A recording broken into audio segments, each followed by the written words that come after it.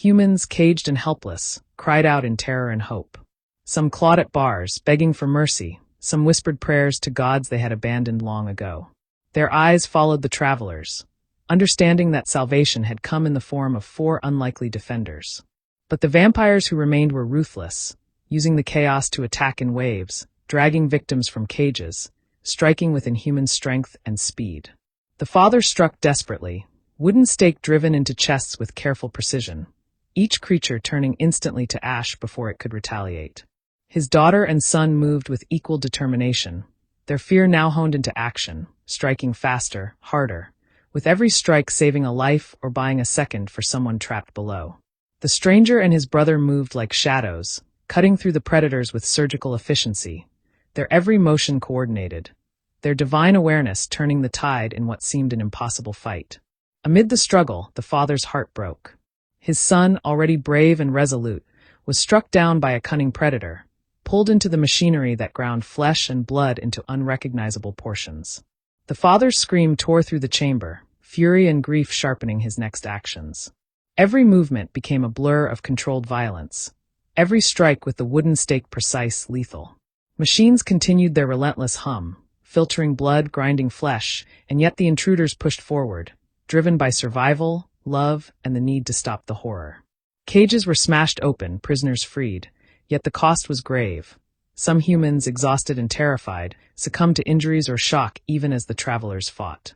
Slowly, painstakingly, the vampires were reduced to ash, the chamber cleared inch by inch, yet the lead predator remained, retreating further into the subterranean depths where the machinery pulsed like the heartbeat of a monstrous, hidden city. Finally, at the deepest level, they found the apex of horror. A room where the city's elite dined upon human flesh, their rituals unbroken even in the face of invasion. Machines continued to process the bodies, separating blood into filtered juice, grinding meat into portions, a grotesque banquet of civilization's darkest indulgences. The father, his daughter, the stranger, and his brother moved as one, attacking with precision, destroying predators with stakes, turning creatures to ash, until the room fell silent except for the hum of machinery and the shallow breaths of the survivors. The father's grief lingered, the loss of his son a wound deeper than any physical injury, but the fight had been won. The remaining humans were freed, their terror mingled with disbelief and awe. The travelers had survived, but at a cost that would haunt them forever. The first rays of sunlight cut through the gray haze of the city, as if the world above had no knowledge of the horrors below. The streets, empty and silent, bore only the faint residue of chaos. A knocked-over trash can, a streak of ash on the pavement, a shadow where a scream had once echoed. The father, his daughter clinging to his side, moved cautiously, every sense alert. The boy, lost to the abyss of the underground horrors, was already a wound etched into memory, a shadow that would follow them beyond this city. The stranger and his brother, calm yet vigilant, scanned the city with that unnatural perception that had saved them from certain death. Though the predators had been destroyed, the city's hunger remained, patient and watchful. Every cracked building, every dark alley whispered reminders that this place thrived on secrecy and indulgence, and that survival had been granted only by skill, courage, and the uncanny sight of those who could see the unseeable. The father's heart ached with the weight of loss, grief bleeding into every step. He had survived, his daughter had survived, yet the absence of his son echoed louder than any scream. Each breath was a reminder that the night had demanded sacrifice, and though victory had been achieved, it had come at a cost no words could capture.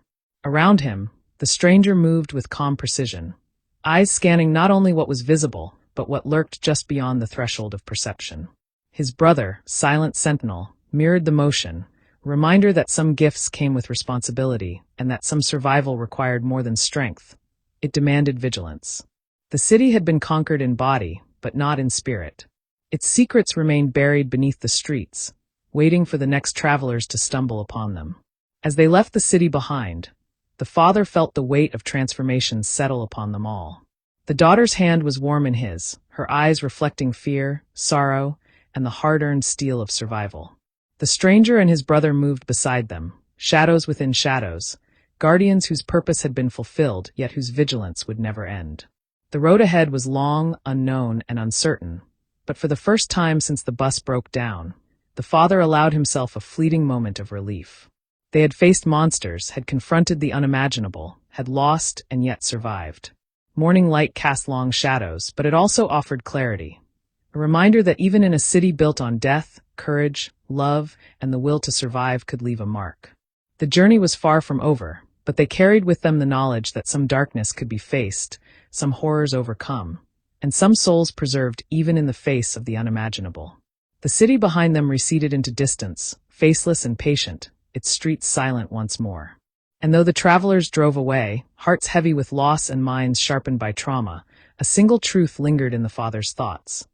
The world was not as it seemed, ordinary eyes were not enough, and the line between life and death could be measured in moments, choices, and the courage to strike when fear threatened to consume. Somewhere beneath the quiet streets, machinery continued its pulse, hidden predators waited, and the city remained awake, watching.